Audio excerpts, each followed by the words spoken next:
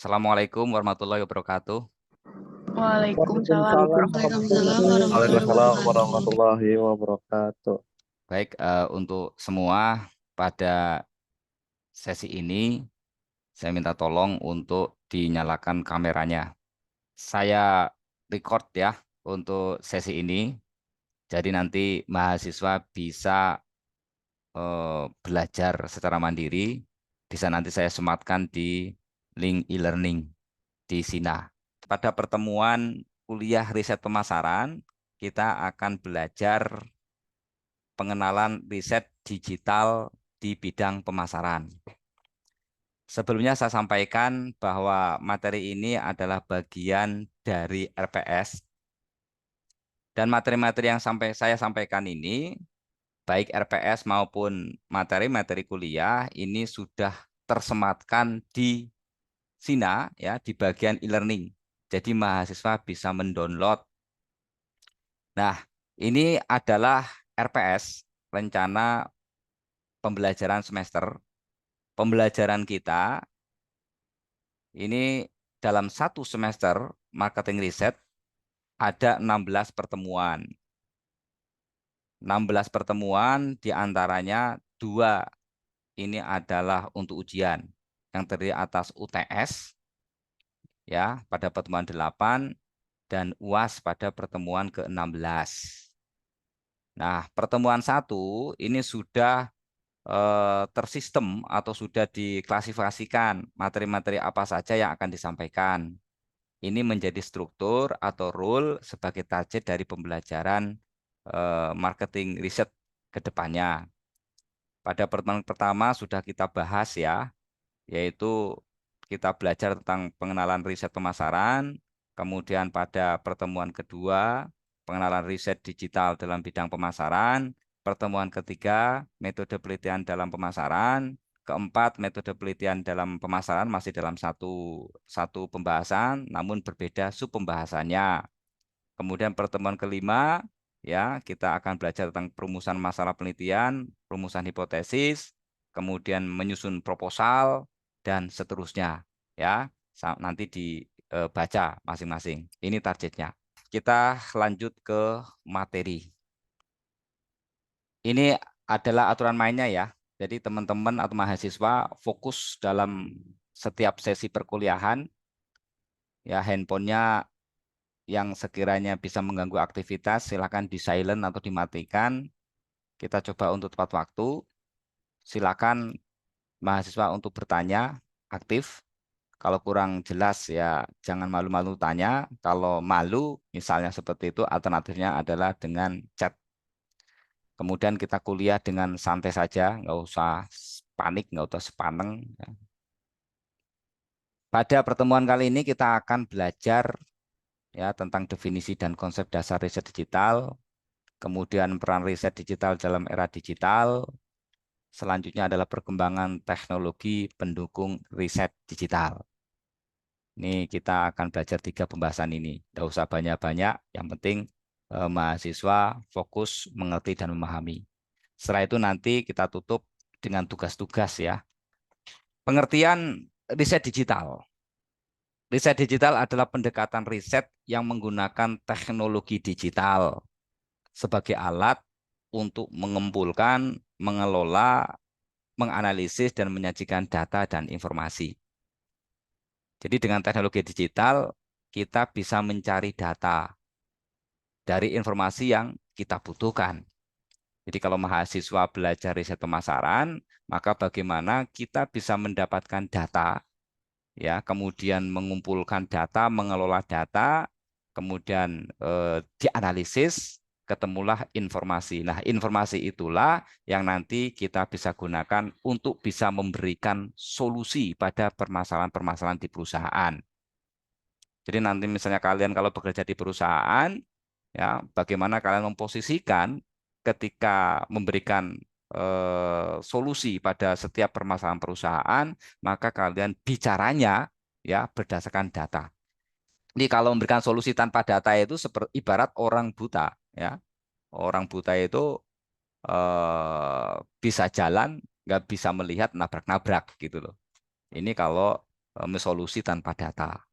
Makanya kalian belajar kuliah di sini ya tujuannya ya diantaranya itu menjadi profesional yang bisa memberikan solusi, bisa berkontribusi, tidak asal memberikan solusi dan kontribusi, tapi benar-benar berdasarkan data, berdasarkan fakta, berdasarkan empiris ya, sehingga tidak asal-asalan.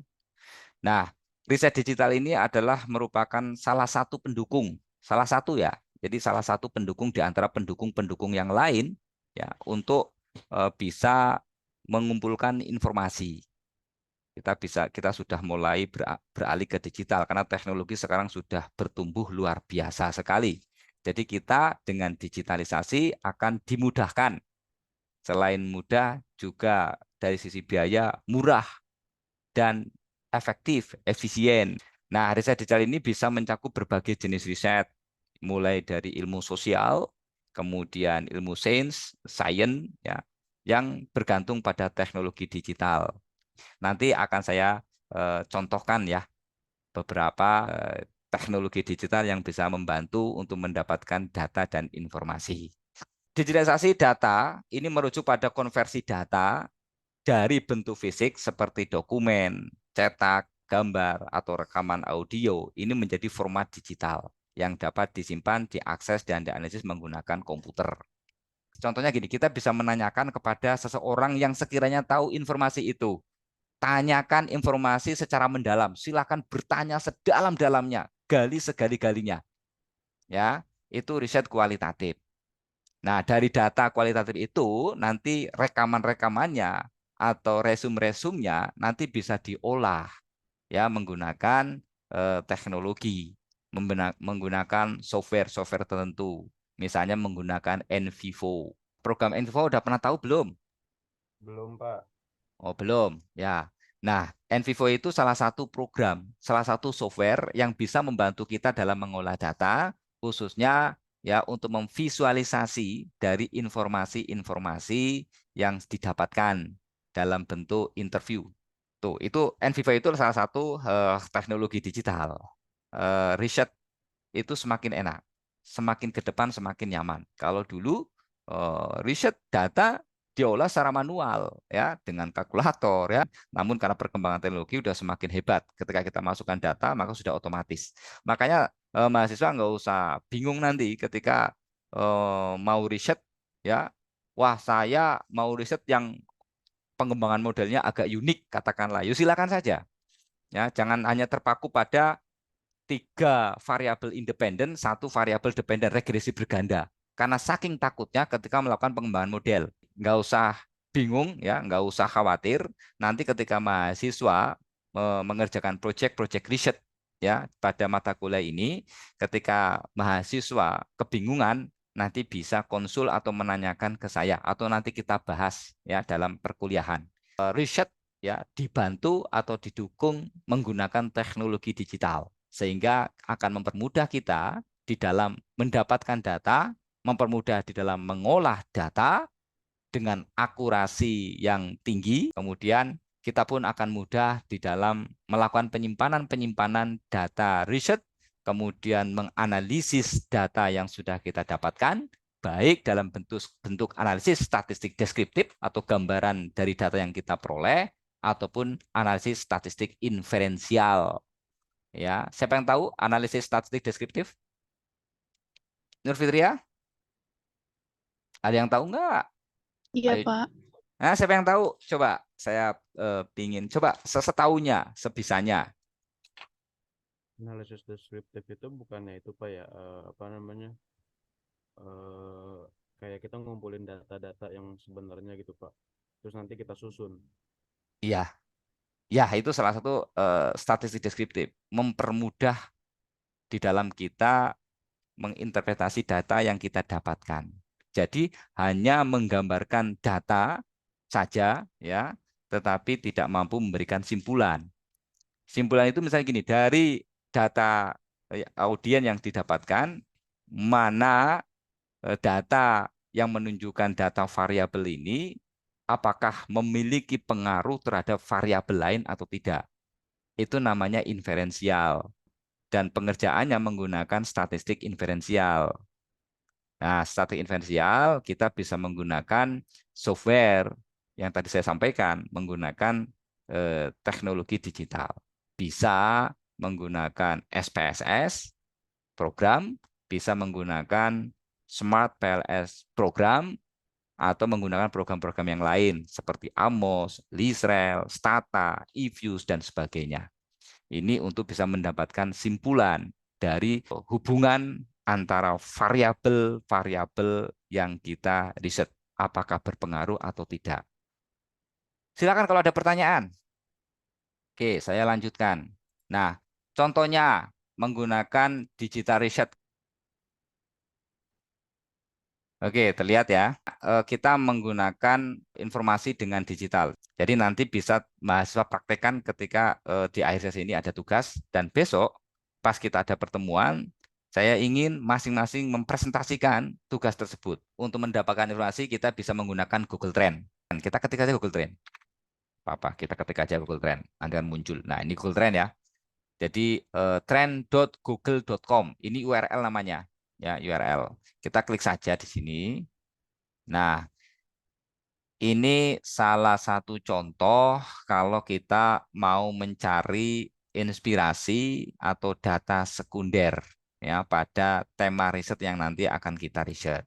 Kita buat kata kunci apa itu? Kemeja, meja pria.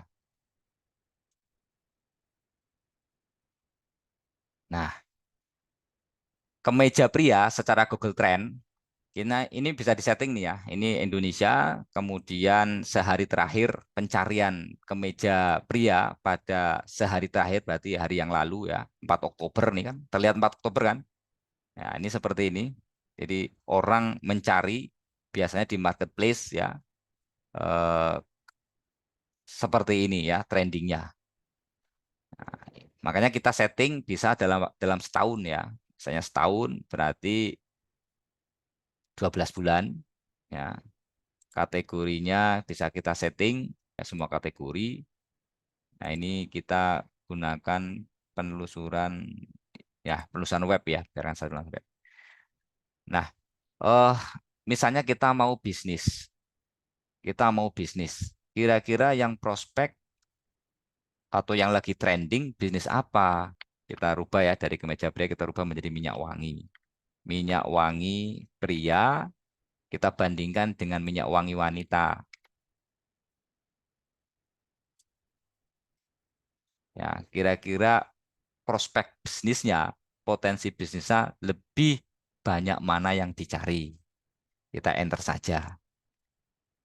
Oke, kita lihat ya. Yang warna hijau biru ini adalah ini di delete ya, maaf ya. Ini kemeja. Tentunya kalau beda ya nggak head to head ya. Ini di delete saja. Kita ganti di sini minyak wangi pria.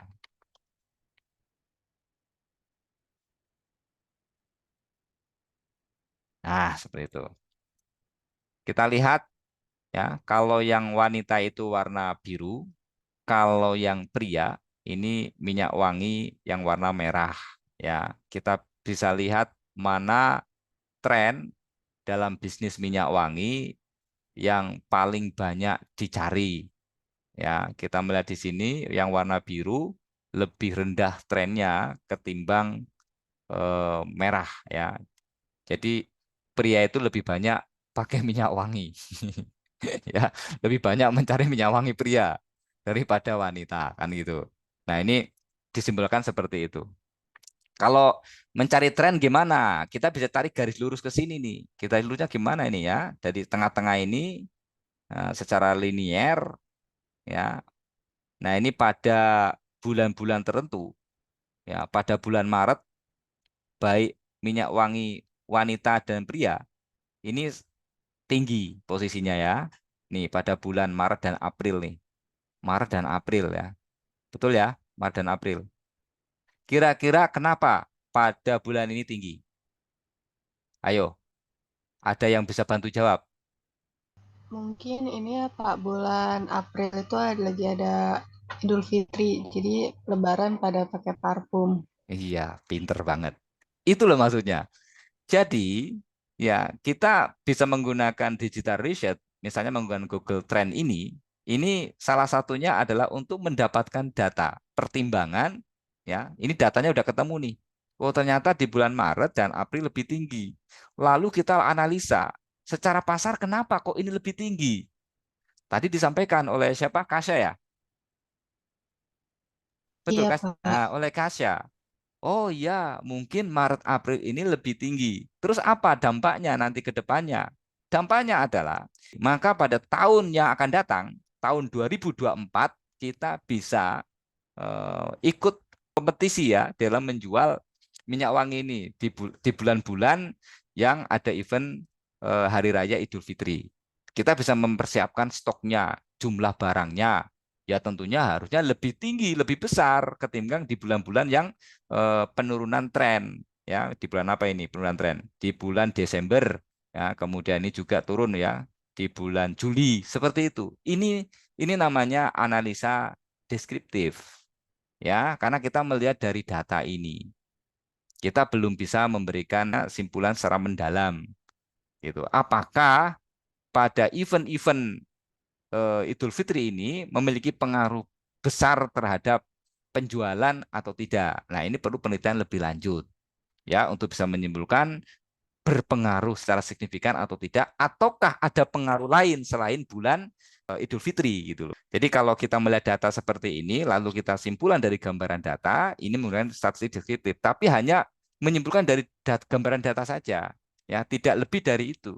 Kalau kita ingin lebih mendalam lagi, tentunya kita perlu menggunakan statistika inferensial, ya, seperti regresi, ya, struktur equation modeling dan sebagainya. Nanti kita bisa lihat grafik ya berdasarkan Google Trend bahwa minyak wangi di bulan-bulan awal tahun itu akhir tahun ini mengalami penjualannya tidak lebih tinggi dibanding dengan bulan-bulan di event-event hari raya. Nah, itu bisa menjadi sebuah latar belakang apa yang melatar belakangi kita meneliti. Maka data-data inilah yang bisa nanti salah satunya digunakan. Selain data-data lain mungkin ya data pendukung dari informasi-informasi yang lain.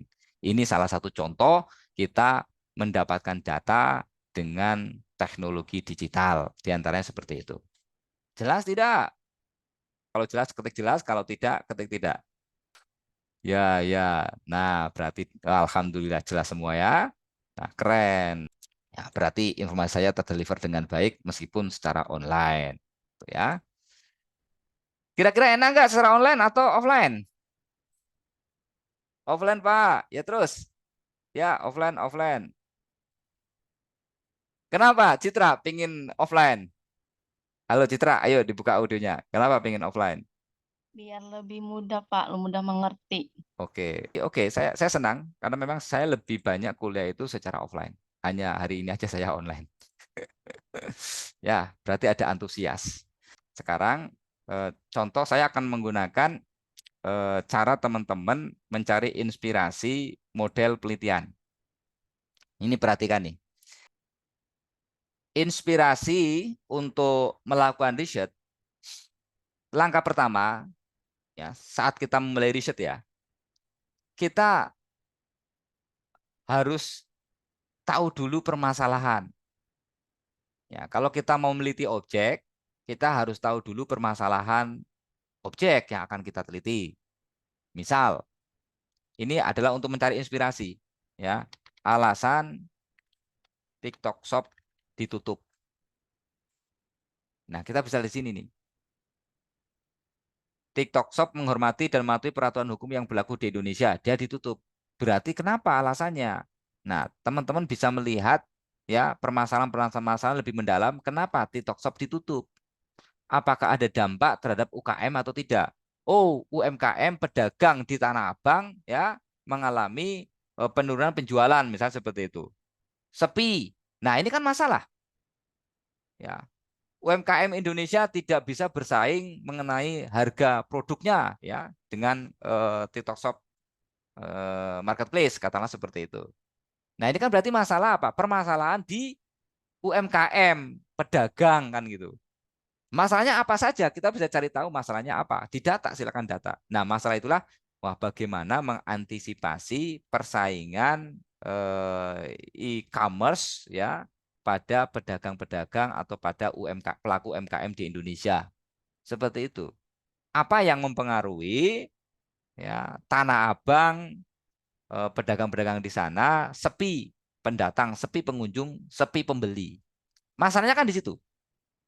Apa saja yang mempengaruhi? Nah, kita bisa menanyakan lebih lanjut ke objek.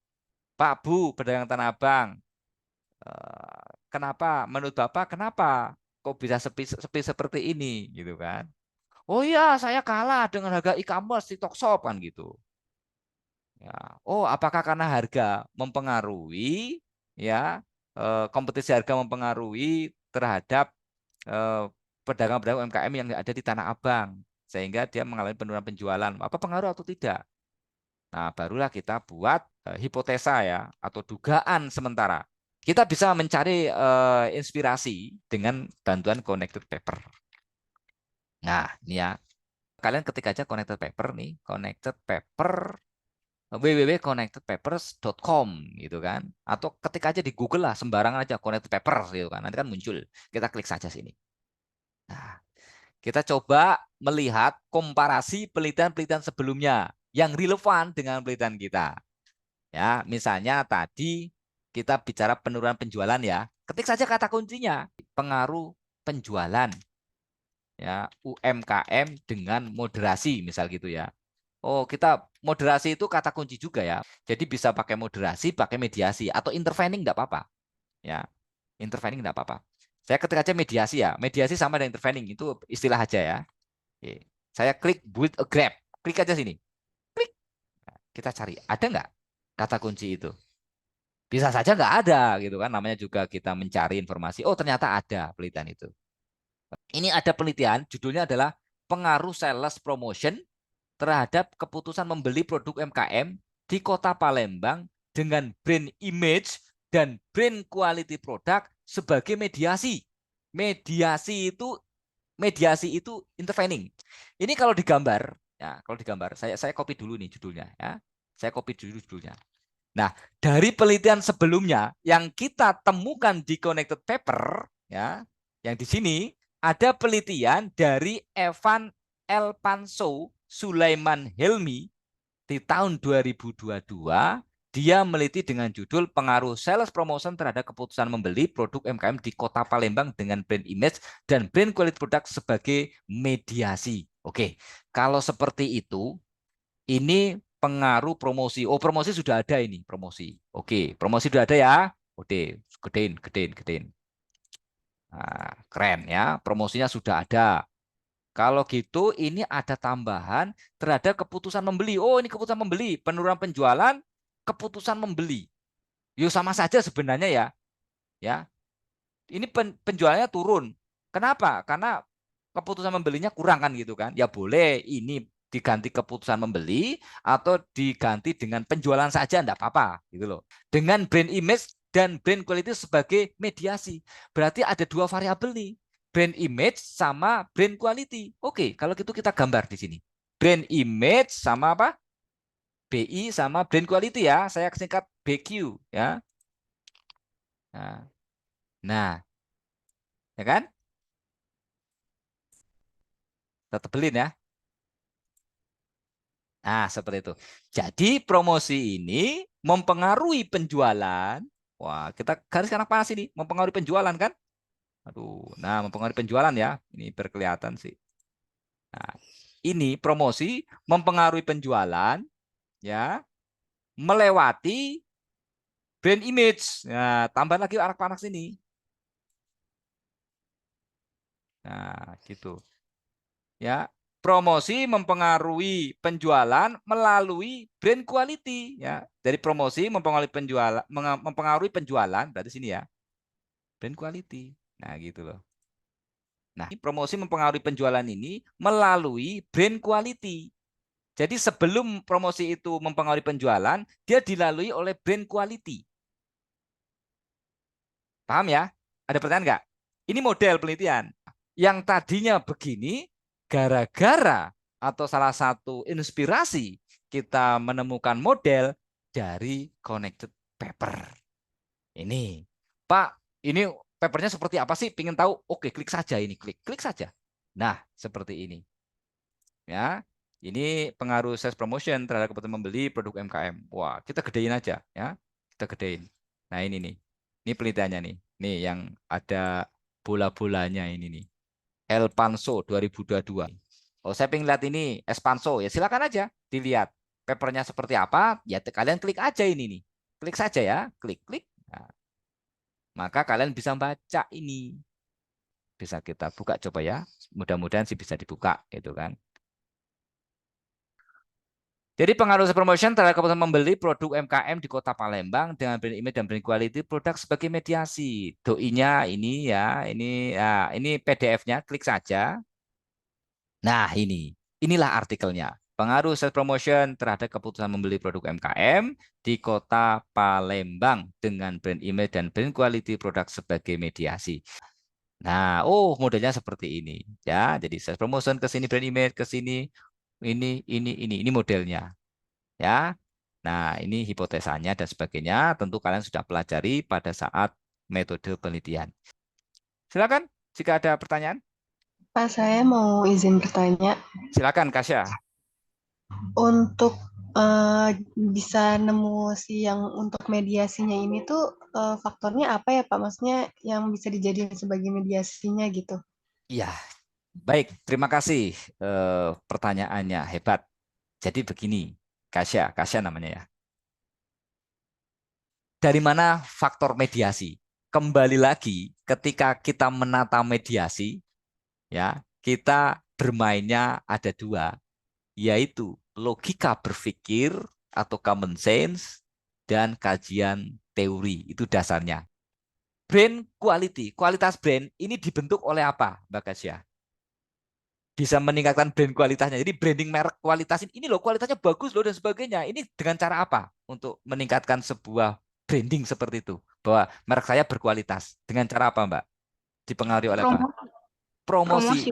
Nah, itulah jawabannya. Jadi common sense kalau kita ingin meningkatkan branding produk kita, kita bisa membranding di TikTok produk kita. Kita bisa membranding ke YouTube atau Instagram, atau kita bisa membranding produk kita ke Facebook. Kita banyak-banyak memberikan edukasi bahwa produk minyak wangi merek A ya ini memiliki luar biasa secara kualitas. Jadi apa saja yang mempertimbangkan brand quality sebagai variabel mediasi, atau apa saja yang mempertimbangkan suatu variabel sebagai variabel mediasi, maka pertimbangannya sama yang tadi saya sampaikan. Berdasarkan common sense atau logika dan berdasarkan kajian teori. Jadi mahasiswa bisa memunculkan variabel lain ya, variabel lain nanti Pak dosen, Pak pembimbing, saya memunculkan variabel ini. Kenapa? Karena ada alasannya, ada reasonnya. Secara logika ini berpengaruh ini, wah gitu. Secara logika gitu kan. Dan selain itu ada dasar teorinya, teori Kotler, teori Philip Drucker, teori apapun ya yang ada di situ nanti bisa diargumentasikan ke dosen. Jadi saya nggak bain-bain membuat sebuah variabel mediasi atau moderasi, ya, tetapi semuanya ada dasarnya. Jadi ini selain kuliah dengan saya fasilitasi seperti ini, ya, materi, rekaman, juga saya fasilitasi ya, dengan tutorial di YouTube ya untuk memudahkan kalian ya dalam mengakses materi-materi saya. Ini nanti kalian bisa belajar ya, insya Allah penjelasannya detail karena pelan-pelan ya. Nah ini ada beberapa cara olah data ya menggunakan Smart PLS ya. Jadi olah data itu apapun rumitnya di sini ada. Apapun rumitnya, tinggal kalian ikuti aja tutorialnya. Jadi nggak usah khawatir ketika kalian membuat kerangka pemikiran di riset itu rumit ya atau pengembangan model, nggak usah khawatir. Apalagi kalau data primer ya itu bukan sesuatu yang angker ya atau sulit ya. Ini nanti bisa dipelajari asal kalian mau belajar. Puas, bisa dipahami? Bisa diterima kuliah pada pagi hari ini? Cukup banyak materinya ya. Banyak sih kagak ya, cuman banyak sekali ulasannya dan mudah-mudahan bisa dipahami benar-benar ya, karena sebelumnya kan kalian sudah belajar statistik sama metode penelitian. Tentunya bukan sesuatu yang sulit. Oke? Cukup? Ada pertanyaan? Saya buka. Ada pertanyaan nggak? Satu pertanyaan aja untuk tugas besok atau materi yang tadi. Cukup, nggak ada pertanyaan? Oke ya sudah ya, kita cukup sekian ya. Ini masuk semua ya. Oke, dari tugas bisa dikerjakan besok ya, pertemuan akan datang. Bisa ya? Bisa nggak? Saya pengen tahu bisa nggak? Coba ketik, bisa nggak? Bisa? Bisa, Pak, Bisa. bisa. Oke, Bisa, oke Pak. ya. Sip, demikian perkuliah hari ini. Untuk kedepannya kita offline. Terima kasih. Assalamualaikum. Waalaikumsalam warahmatullahi wabarakatuh. Makasih, Pak. Terima kasih, Pak. Sama-sama. Mari. Yo, sukses.